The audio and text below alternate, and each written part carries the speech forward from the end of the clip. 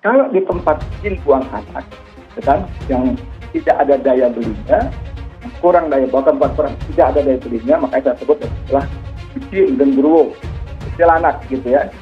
Apa yang saudara Edi sampaikan itu sebenarnya terlindungi oleh pasal 28 huruf I. Tapi saya hormati dan bagus sekali saudara Edi minta maaf, dan dia sudah terang minta maaf berkali-kali minta maaf. Saudara Azamkan juga minta maaf juga, ya sudah. Nah kita ini kalau mayoritas negeri ini beragama Islam harus tunduk dengan Al-Quran. Udah ampun-ampun lah, kan Tuhan Maha Pengampun. Yang dilakukan oleh Edi Mulyadi, saya merasa terhina, ya, merasa sangat terhina, karena dia menganalogikan, ya, Kalimantan itu sebagai daerah tempat jin buang anak, tempat yang sangat terpencil, hantu belau, genderuwo yang ada di sana. Hei Bung, Kalimantan itu, ya, sejarahnya bisa dirunut sampai 8.000 tahun sebelum Masehi. Lalu kenapa Edi Mulyadi dan teman-temannya mengatakan bahwa itu tempatnya segala genderuwo, ya, kuntilanak dan monyet, yang hanya layak ditinggalin monyet. Jadi jangan dikira hanya bilang maaf dan it's okay, lalu cari pembenaran. Maksud gua kan begini, nenek lo. Itu maksud lo, jangan paksa gua ke dalam alam pikiranmu. Udah ampun-ampun lah, kan Tuhan Maha Pengampun. Dugaan kasus ujaran kebencian yang dilakukan oleh saudara EM, ada 3 laporan polisi, 16 pengaduan, dan 18 pernyataan sikap. Akan dilakukan penyelidikan dan penyidikan oleh Bareskrim Polri. Kamu anggap kami monyet? Ini monyetnya. Mana itu? Saya minta Kapolda. Kami mendesak pihak kepolisian untuk segera menangkap dan memproses saudara Edi Mulyadi. Tanggal 26 Edi CS harus ditangkap. Tangkap tidak. Kami akan bertindak. Pernyataan yang disampaikan oleh Edi Mulyadi yang sudah merendahkan martabat, bukan melecehkan seluruh masyarakat Kalimantan. Katakan sebagai tempat yang tidak layak untuk manusia, yang layak untuk monyet, yang layak untuk anak jin ditempatkan, genderuwo dan sebagainya. Karena itu kami meminta dengan tegas, karena negara kita negara hukum, jangan biarkan masyarakat Kalimantan Barat bertindak sendiri dengan cara kami. Kami minta Kapolri yang memiliki kewenangan untuk mengambil sikap, untuk mengambil tindakan tegas berdasarkan hukum yang berlaku di negara kita. Dan kami meminta kepada Edi Mulyadi, caleg gagal PKS itu, untuk segera meminta maaf secara terbuka. Jangan tidak ada tindakan, tidak ada istilah hanya dengan di atas materai 10.000 atau permohonan maaf kita maafkan. Tetap harus diproses, harus ditindak sesuai hukum yang berlaku. Ibu kota itu akan diisi oleh siapa, gitu ya. Siapa yang mau beli? Apakah genderuwo atau kuntilanak, tempat jin buang anak, itu maksudnya adalah kira-kira begitu. Sehingga saya berpendapat hanya monyet yang pindah ke situ. Kata-kata hanya monyet itu ditujukan kepada orang-orang yang pindah ke Kalimantan. Ya tentu saya anggap ini juga harus diklarifikasi. Makanya anggap hilaf, salah, saya mohon maaf. Kami, orang Kalimantan, meminta pertanggungjawaban pada Edi Mulyadi beserta rekan-rekannya atas ucapan yang menyakiti hati kami sebagai orang Kalimantan. Kalimantan bukan tempat pembuangan para jin. Kalimantan bukan tempat pembuangan para monyet yang telah Anda ucapkan beserta rekan Anda. Kami, orang Kalimantan, meminta dengan aparat kepolisian Republik Indonesia untuk menindak tegas saudara Edi Mulyadi beserta rekan-rekannya. Edi Mulyadi ini dari Partai Poligami Indonesia, itu PKS. Pemindahan ibu kota itu ke tempat jin buang anak itu telah melukai hati dan harga diri saudara kita yang ada di Kalimantan. Dia bilang itu tempat jin buang anak. Ini yang ngomong dajal kayaknya ini. Ini nih kualitas caleg gagal dari PKS nih, mulutnya hanya mengeluarkan statement-statement sampah. Nyai minta kepada Bapak Kapolri untuk segera menangkap Edi Mulyadi yang telah membuat kegaduhan dengan menghina saudara kita yang ada di Kalimantan. Tangkap Edi Mulyadi, tangkap dia, jebloskan dia ke penjara. Sampai kapanpun akan menuntut Anda. Tujuh turunan Anda tidak selamat. Tidak akan saya biarkan kamu kalau berada di Kalimantan Tengah. Apakah kamu akan jadi bantai? Maka akan berhadapan langsung dengan pasukan merah dan Penajam setanah daya. Kalaupun nanti ada maaf, apa akan dimaafkan? Minta maaf dia tetap harus proses hukum. Proses hukum harus tetap jalan. Betul. Minta maaf pun dia harus di hadapan masyarakat adat Dayak dan asli Pasir Kalimantan. Di sini harus menghadap. Kepada saudara Edi Mulyadi CS akan kami jatuhkan hukuman adat. Hukum adat. Itu mutlak, tidak bisa diganggu. Harus. Kita tidak tempat kencing buang anak. Nah, Kalimantan kurang lebih begitu ya. Monas pun disebut tempat jin buang anak. Itu mau dianggap salah, tidak salah, saya minta maaf. Sesuatu yang sudah jelas salah. Yang bersangkutan sendiri sudah minta maaf berarti sudah salah. Mengakui kesalahannya. Orang minta maaf itu berarti mengakui kesalahannya. Apa berikutnya? Bagaimana kita menyelesaikannya? Apa yang harus dilakukan? Yang harus dilakukan adalah proses hukum. Karena kita ini bersamaan kedudukannya di dalam hukum. Ini konstitusi kita. Kita bersamaan kedudukannya di dalam hukum. Meminta Mabes Polri supaya menangkap Edi Mulyadi untuk diproses sesuai hukum yang berlaku. Apabila dalam 1 kali 24 jam tidak disikapi, maka kami akan mengambil sikap tegas terhadap Edi Mulyadi sesuai dengan dan tata cara budaya adat kami. Saya Joy Barenyah dari Kalimantan Barat mengutuk keras ungkapan penistaan dari Edi Mulyadi dan kawan-kawan. Coba simak video ini. Mana mau dia tinggal Gunung Sari pindah ke Kalimantan Penajam sana untuk beli rumah di sana. Gua mau jadi warga ibu kota baru. Mana mau?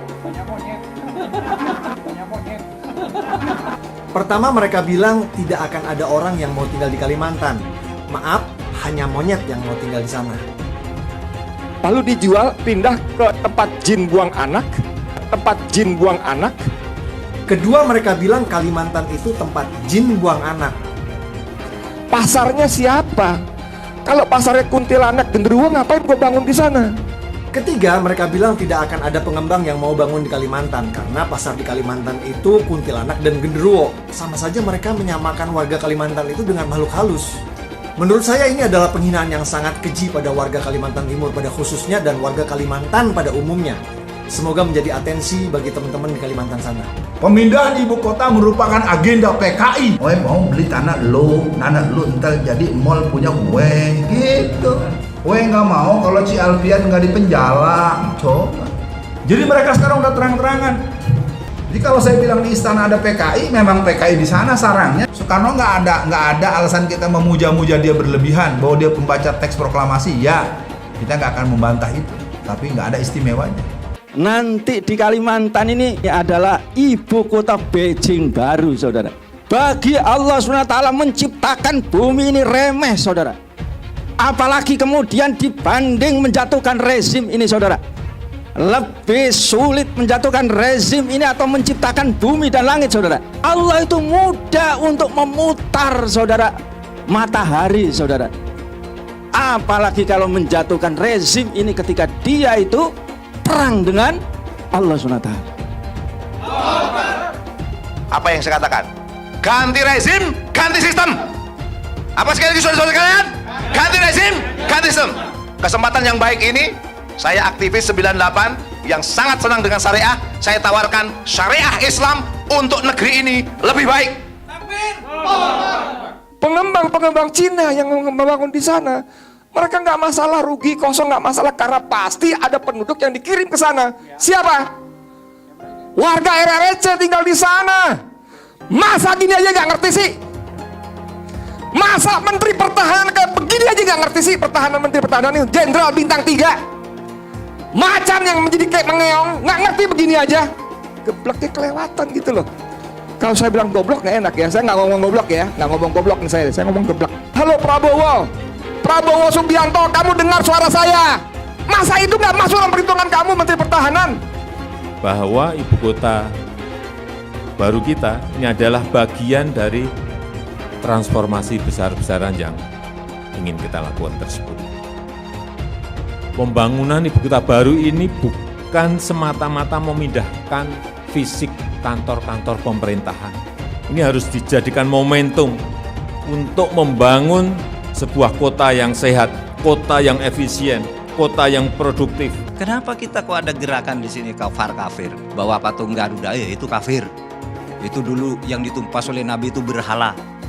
Patung burung Garuda. Orang tidak pakai cadar dibilang kafir.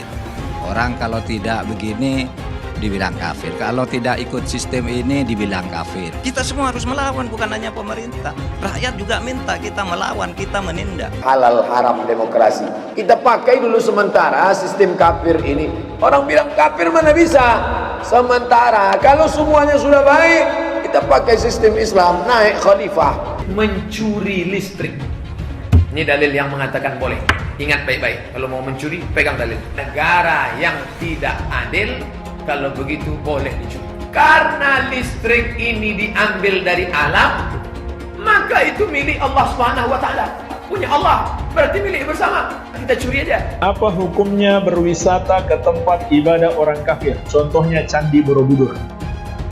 Hukumnya haram, karena itu termasuk persetujuan kepada peribadahan mereka. Kita nggak boleh datang ke situ kecuali untuk satu tujuan. Mau membubarkan orang yang lagi beribadah kepada selain Allah. Haram hukumnya masuk ke rumah ibadah orang lain. Haram. TV itu dikatakan para ulama haram. Maka usulan anak kepada antum-antum yang punya TV, buang tuh TV. Bahaya. Bagaimana hukumnya musik dulu kan? Saya katakan haram. Surah 26 As-Sigat 31 ayat 6 dulu kan udah dibacakan. Dari mana musik itu? Dari gereja. Musik bagian ibadah Kristen. Makanya sekarang mereka nyanyi, Pak. Haleluya, puji Tuhan. Sorga. Kapan musik masuk Islam? Pernah nggak musik mualaf? Itu permainan setan. Itulah yang ditempelkan salib di belakang ambulan. Kalau masjid kita punya ambulan, balik dari sini, ambil pilok. Pilok itu lambang yang ada di ambulan. Ganti dengan bulan sabit.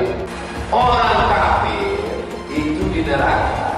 Yang dimaksud patung Yesus Kristus, patung Brahma, Hindu Siwa, patung semua patung itu jadi bahan bakar di neraka. Nanti membakar orang yang menggambarnya. Buat apa tutupan jilbab kayak ninja? Tapi bulbul kayak tadi keluar ngafin orang merasa diri paling Islam. Kok gampang amat jadi Islam? Pakai sorban, pakai selendang, ini terus jadi Islam. Ya, kalau cuma gitu nggak usah turun Nabi Muhammad. Ka'bah itu apa? Ka'bah patung, tembok.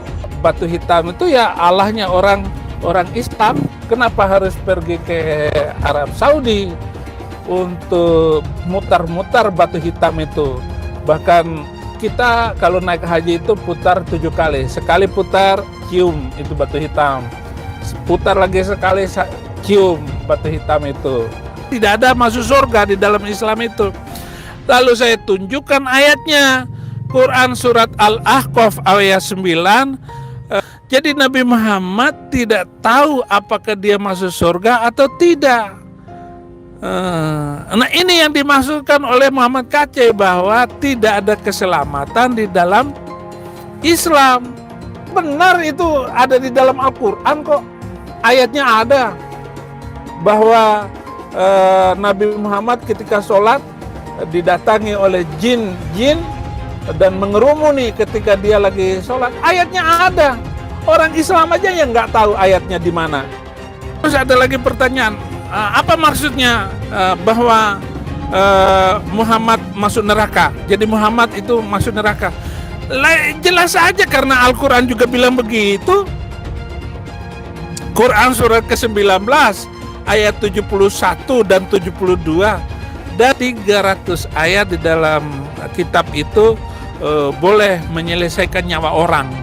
Surat ke Al-Baqarah ayat 191. Yuk sekarang kita berpikir, jangan takut murtad dong. Daripada kamu mempercayai sesuatu yang tidak benar. Betul nggak? Ya iya, berpikir kritis. Bela kitab sucinya, bela Tuhannya. Ya kan? Kalau Tuhannya pun setan mungkin dibela juga, kan begitu. Jangan katakan bom bunuh diri. Ini banyak wartawan-wartawan yang tidak islami memakai istilah-istilah kafir tanpa dia sadari.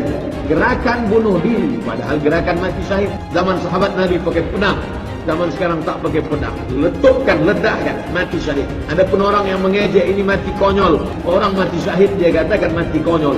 Saya pernah ditanya, apa pendapat Pak Ustadz tentang ISIS? Bagus, saya bilang. Siapa yang tidak ikut kepada ISIS, kafir, halal darahnya. Ceramahnya Ustadz Abdul Somad. Ya, ceramah yang membenarkan bom bunuh diri. Bom bunuh diri itu memang benar dalam Islam, dan ini mengamalkan surat Al-Anfal ayat yang ke-60. Orang Islam yang baik itu yang menjadi teroris. Buka Al-Anfal ayat 60. Kesibukan para lelaki yang masuk surga di surga adalah memecah perawan istri-istrinya. Perawan terus. Mereka menyatakan bahwasanya kesibukan penduduk surga itu memecahkan keperawanan para bidadari. Ternyata ini kesibukan mereka. Bagaimana mereka tidak sibuk? Sementara bidadari yang Allah siapkan bagi mereka sangat luar biasa, indah, cantik, dan moleknya. Salah satu nikmat yang ada dalam surga adalah pesta seks. Minta maaf, karena inilah yang kita tahan-tahan di dunia. Agama musuh besar Pancasila. Indonesia itu harus memisahkan antara agama dan negara. Agama dan negara kalau dicampur aduk, maka dua-duanya akan mundur. Kalau negara ingin maju harus dipisahkan dari agama. Mana lebih bagus Pancasila sama Al-Quran? Gitu kan? Sekarang saya mau tanya nih semua. Yang berjuang di abad 20 itu Nabi yang mulia Muhammad apa Insinyur Soekarno untuk kemerdekaan? Saya minta jawaban. Di abad 20 yang berjuang untuk kemerdekaan itu Nabi yang mulia Muhammad atau Insinyur Soekarno? Ayo jawab, nggak ada yang berani. Saya bukan mengatakan Bible Kristen fiksi. Bible Kristen itu palsu. Dari jenderal 100 bintang, kalau kafir kau ke neraka. Tidak ada urusan. Kepenuhan Roh Kudus, Roh Kudus.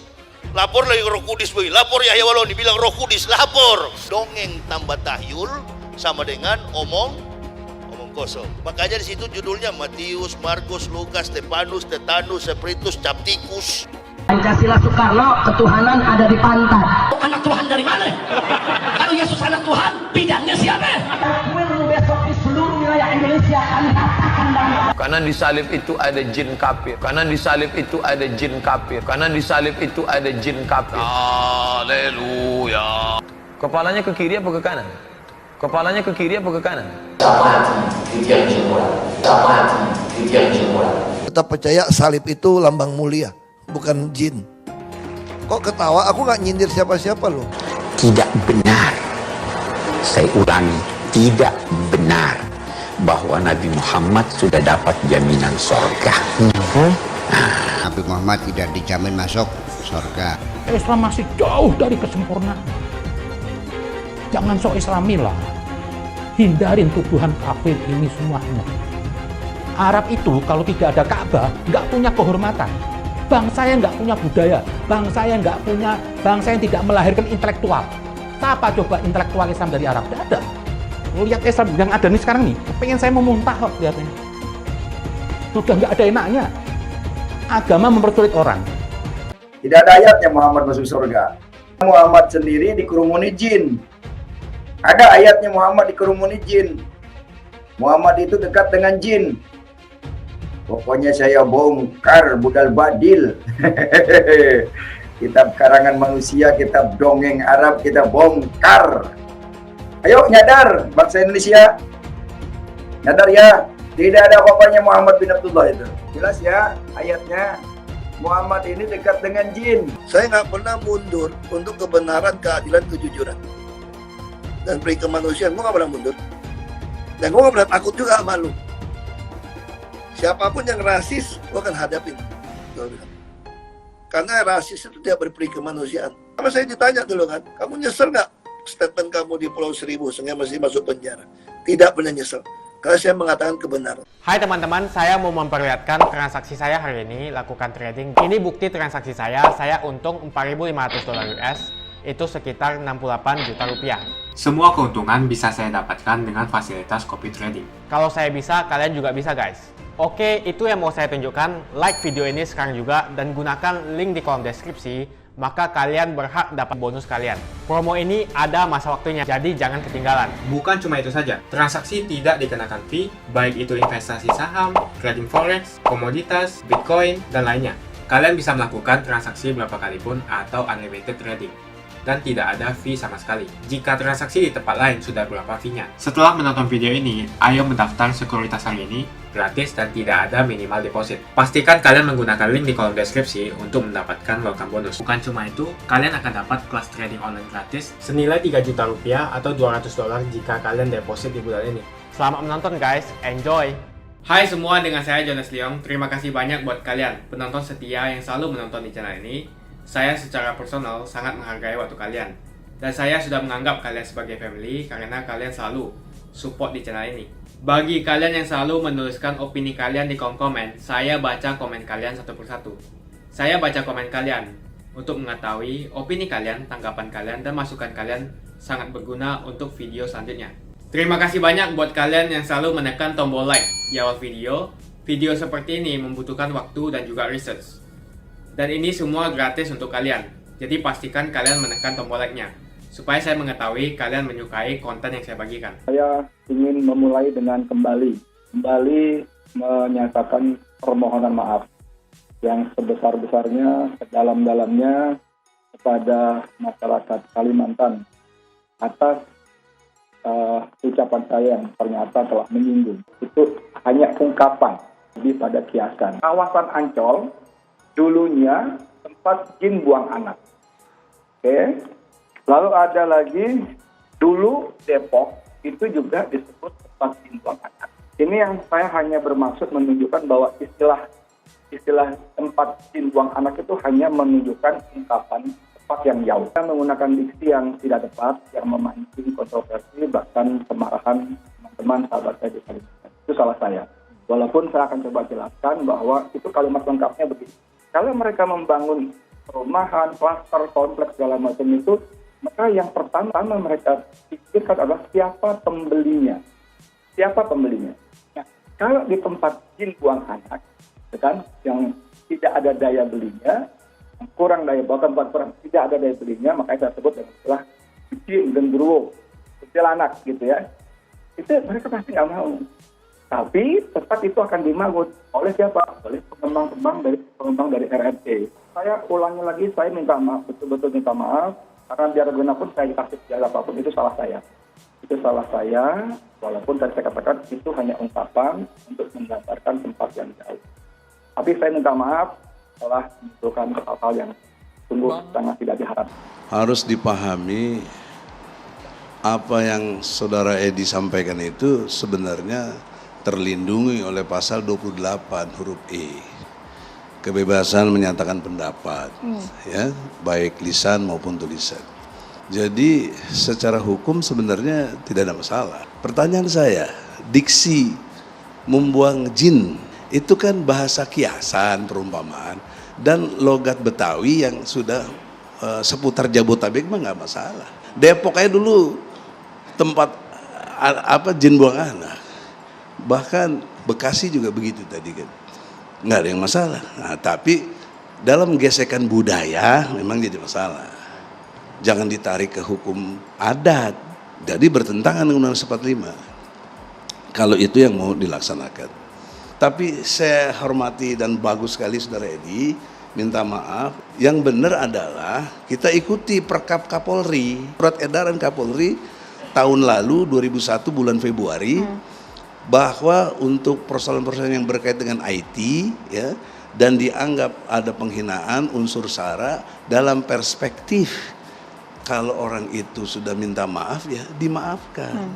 Dan dia sudah sering minta maaf berkali-kali, minta maaf. Saudara azamkan juga minta maaf juga, ya sudah. Nah kita ini kalau mayoritas negeri ini beragama Islam harus tunduk dengan Al-Quran. Ada surat Ali Imran ayat 34. Nabi Ibrahim tuh bukan cuma buang anak, buang istri sama anaknya ditandus di Mekah itu. Sama itu. Jangan lebih jago dari Tuhan dong. Jadi dalam pendekatan hukum, saya kan pendekatannya hukum tentunya, itu harusnya diadili Gitu ya, konstruknya sampai situ. Untuk sisi lain supaya kita yang tersakiti ini puas juga. Baik, kita ikuti bagaimana diadili. Pertama dalam perspektif hukum pidana, karena kalau udah ke polisi berarti pidana, bukan perdata. Itu berlaku dong pasal 1 ayat 1 KUHP tentang ajas legalitas. Tidak bisa seorang dipidana kalau tidak ada hukum yang mengaturnya. Pertanyaan seriusnya, diksi seperti itu di mana hukum mengaturnya? Pertanyaan serius saya, apa dengan situasi dia sudah minta maaf, udah ampun-ampun lah, kan Tuhan Maha Pengampun. Terus Tuhan juga bilang, kalau versi Islamnya, Allah Subhanahu Wa Taala dan maafkan. Memang nggak enak, saya juga nggak enak, tapi kalau ada perintah ayat gitu, saya maafkan.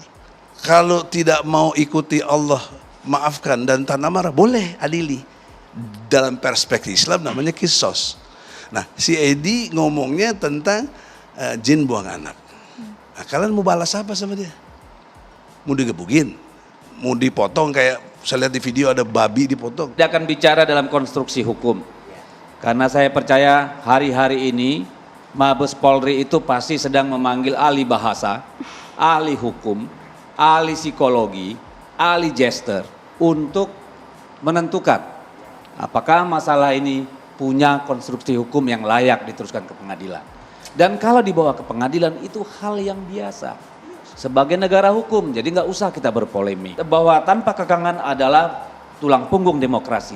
Namun ketika ujaran tertentu ternyata dia nggak menimbulkan lebih banyak kerusakan daripada manfaat, ia tidak perlu lagi dilindungi. Yang dilakukan oleh Edi Mulyadi, kita mari bicara teks dan konteks. Teksnya yang dia jelaskan tadi menurut versi dia.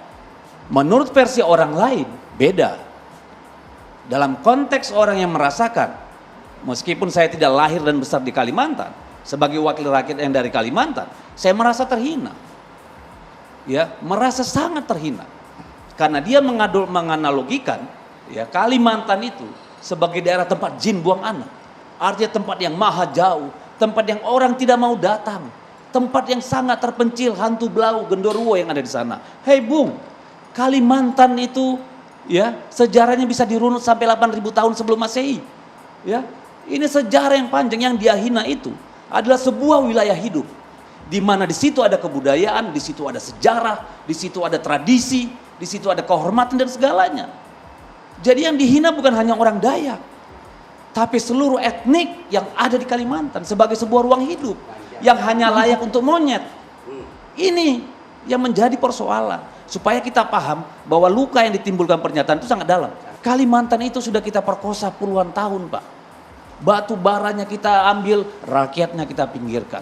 Hutannya kita tebang, rakyatnya kita usir. Ya, kita sedot minyaknya, kita ambil batu baranya, kita ambil gasnya, kita tinggalin apa? Apakah orang Kalimantan minta negara memindahkan ibu kota negara ke sana? Enggak. Lalu kenapa Edi Mulyadi dan teman-temannya mengatakan bahwa itu tempatnya segala gondoruo, ya, kuntilanak dan monyet, yang hanya layak ditinggalin monyet?